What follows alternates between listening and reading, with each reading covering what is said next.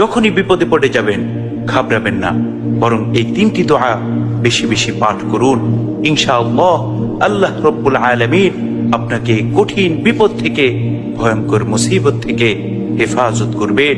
সেই তিনটি দোয়ার মধ্যে নম্বর 1 হচ্ছে হাসবুনাল্লাহ ওয়া নি'মাল ওয়াকিল। হাসবুনাল্লাহ ওয়া নি'মাল ওয়াকিল, আল্লাহ আমার জন্য যথেষ্ট এবং তিনি উত্তম সাহায্যকারী। নম্বর 2 হচ্ছে যখনই কঠিন বিপদে পড়ে যাবেন সাথে সাথে এই দোয়া বেশি বেশি পাঠ করুন। রব্বি আন্নী মাগলুবুন ফান্তাসির, হে আমার রব, হে আমার মালিক, আমি তো বড় অসহায়, আপনি আমাকে সাহায্য করুন।